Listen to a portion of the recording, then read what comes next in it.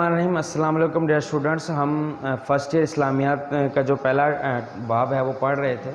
تو اس میں ہم نے توحید کے ٹاپک کو 3 حصوں میں پڑھا۔ پہلے توحید کے بارے میں پڑھا، اور پھر اس کے بعد جو ہے وہ ذات و صفات باری تعالیٰ کے بارے میں پڑھا، اور پھر توحید کا جو ضد، توحید کا جو اینٹونم ہے شرک، اس کے بارے میں ڈسکس کیا۔ عقیدہ توحید کے انسانی زندگی پر کیا اثرات پڑتے ہیں، آج کا ہمارا یہ ٹاپک ہے کہ جو انسان عقیدہ توحید کا قائل ہوتا ہے، خدا کی وحدانیت کا قائل ہوتا ہے، تو انسانی زندگی پر اس کے جو ہے وہ کیا اثرات ہوتے ہیں۔ توحید انسان کے فکر و عمل، شخصیت میں نمایاں انقلابی تبدیلی رونما ہوتی ہیں، جن میں سے چند ایک ہیں۔ سب سے پہلی چیز عزت نفس۔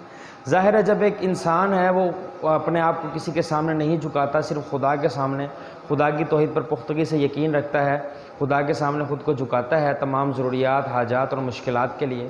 خدا کی طرف رجوع کرتا ہے اور خدا کی طرف سے دی گئی نعمتوں پر اس کا شکر گزار ہوتا ہے، اور خدا کی طرف سے آنے والی آزمائشوں پر جو ہے وہ ثابت قدم رہتا ہے، صبر کا مظاہرہ کرتا ہے، اور اللہ تعالیٰ کی طرف سے امتحانات میں کامیابی کے بعد اس کا پھل پاتا ہے،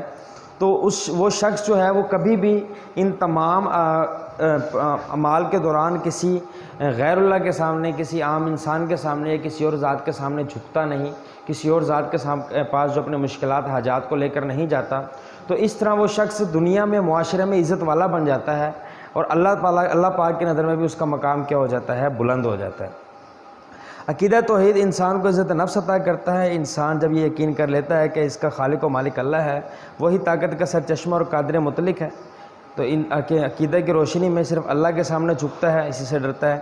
اس کی پیشانی یا پتھر بے جان مورتیوں کے سامنے جھکانے کی ذلت سے کیا رہتا ہے، محفوظ رہتا ہے۔ یہ سجدہ جسے تو گراں سمجھتا ہے، 1000 سجدوں سے دیتا ہے آدمی کو نجات۔ یعنی ایک بار انسان جب خدا کے سامنے جھکتا ہے، اس کے سامنے اپنے پیشانی کو جھکا کر اس کے حضور اپنی غلطیوں کوتاہیوں کی معافی مانگتا ہے، اس کے سامنے جھک کر جو ہے وہ اپنی تمام مشکلات اور حاجات اس کے روبرو پیش کرتا ہے، مشکلات میں اس کے صبر کے ساتھ اس کے سامنے جھکتا ہے، تو اللہ پاک جو ہے اس کی اس سجدے کو قبول کرتا ہے، اس کی جو حاجات اور اس کی مشکلات کو اس پر آسان فرما دیتا ہے، اس کے صبر کو قبول کرتا ہے اور اس سے راضی ہو جاتا ہے، اور اس کا بدلہ اس کو اس کے اچھے انداز میں دیتا ہے، تو وہ شخص دوسرے لوگوں کے سامنے، دوسری ذاتوں کے سامنے جو ہے وہ جھکنے سے محفوظ ہو جاتا ہے۔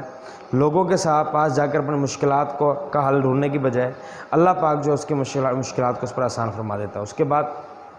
انکسار۔ جب انسان خدا کے سامنے جھکتا ہے، اس کو اپنا الہ مانتا ہے، اس کو اپنا خالق اور مالک جانتا ہے، تو اس کے اندر اللہ پاک کی طرف سے عاجزی پیدا ہو جاتی ہے۔ عقیدہ توحید میں تواضع و انکسار پیدا ہوتا ہے،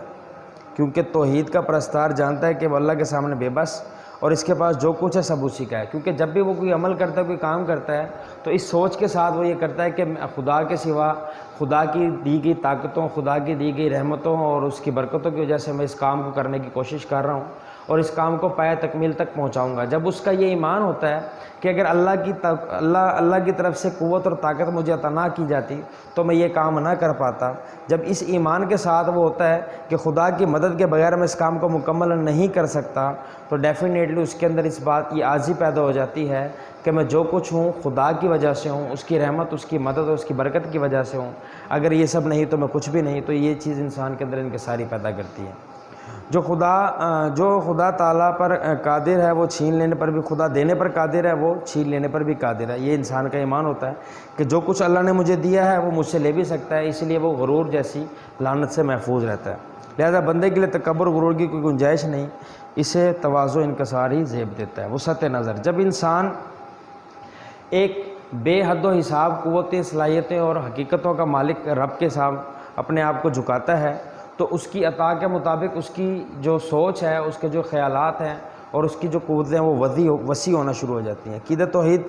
کا قائل تنگ نظر نہیں ہوتا، کیونکہ اسے اپنے رب کی بے بہا رحمت، لامحدود مدد اور برکت پر جو ہے وہ غیر متزلزل یقین ہوتا ہے، اس لیے وہ کبھی بھی خود کو جو ہے وہ تنگ نظر یا جو ہے وہ نہیں پاتا، کیونکہ وہ رحمان الرحیم پر یقین رکھتے جو کائنات کی ہر چیز کا خالق ہے، سب جہانوں کا پالنے والا ہے، اس کی رحمتوں سے سب فیض یاب ہوتا ہے۔ اس عقیدے کے نتیجے میں مومن کی ہمدردی، محبت اور خدمت عالمگیر ہو جاتی ہے۔ یعنی وہ جب مومن جو ہے وہ ہمدردی پھر وہ صرف اپنے گھر والوں، اپنے قبیلے والوں، رشتہ داروں تک محدود نہیں رکھتا، کیونکہ اس کا یہ ایمان ہوتا ہے کہ جس طرح میں اللہ کی مخلوق ہوں، یہ ساری کائنات اللہ پاک کی مخلوق ہے، جس رب نے مجھ پر رحمت کی اور برکت کی، مجھ پر مہربانی کی، میرا بھی یہ فرض ہے کہ میں رب کی جو مخلوق ہے اس پر محبت اور اس کے ساتھ محبت اور اس پر ہمدردی کروں، اور وہ ساری خلق خدا کی بہتری کو اپنا نصب العین بنا لیتا ہے۔ استقامت اور بہادری، جب انسان کسی اور ذات کے سامنے جھکتا نہیں، کسی سے کچھ مانگتا نہیں، کسی کے حضور اپنی مشکلات کو کے لیے جو وہ جاتا نہیں، صرف خدا کے سامنے جھکتا ہے، تو اس کے اندر استقامت اور بہادری پیدا ہو جاتی ہے کہ جو انسان دوسروں کے سامنے جھکتا ہے، دوسروں کا محتاج ہوتا ہے، تو ظاہر ہے وہ ان لوگوں کے سامنے جو ہے وہ کس قدر بزدل ہو جاتا ہے۔ جب انسان خدا کے سامنے جھکتا ہے اور تمام مشکلات اللہ کے حضور جو ہے پیش کرتا ہے، تو پھر وہ دوسروں کے سامنے کیا ہو جاتا ہے؟ بہادر ہو جاتا ہے۔ اللہ تعالیٰ پر ایمان لانے سے استقامت اور بہادری پیدا ہوتی ہے۔ مومن جانتا ہے کہ ہر چیز اللہ کی مخلوق اور محتاج ہے، خدا سب پر قدرت رکھتا ہے، لہٰذا اس کے سامنے جھکنا چاہیے، اسے ڈرنا چاہیے۔ اس عقیدے کے ذریعے مومن کے دل سے دوسروں کا خوف نکل جاتا ہے، استقامت اور بہادری کی استقامت اور بہادری کی تصویر بن جاتا ہے، اور کسی بڑے سے بڑے فرعون کا خوف اپنے دل میں نہیں لاتا، کیونکہ جب اس کو پتہ ہے کہ یہ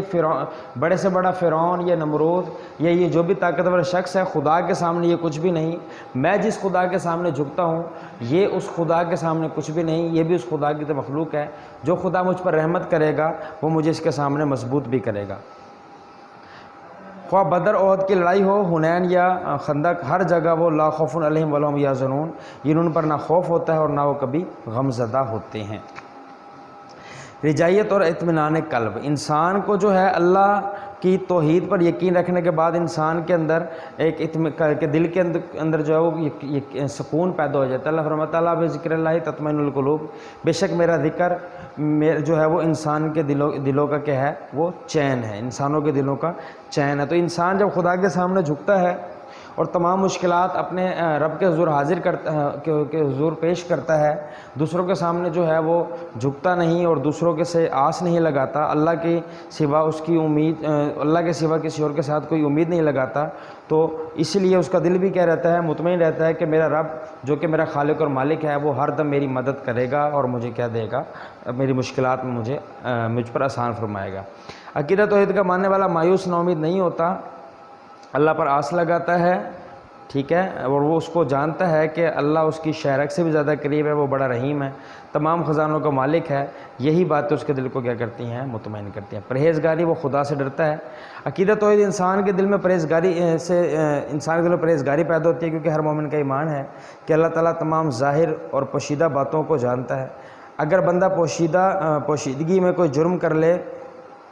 تو ممکن ہے لوگوں کی نگاہوں سے چھپ جائے، مگر اللہ کی نگاہ سے نہیں چھپ سکتا۔ پرہیزگاری کہتے ہیں اللہ کا خوف، یا پرہیزگاری کہتے ہیں برائیوں سے بچنا اور نیکی کا کام کرنا۔ جب انسان کو پتہ ہے کہ میں کوئی بھی کام چاہے وہ ظاہری کروں یا چھپ کر کروں، اللہ تعالیٰ دیکھ رہا ہے اور وہ اللہ کا خوف اس کے دل میں ہوتا ہے، تو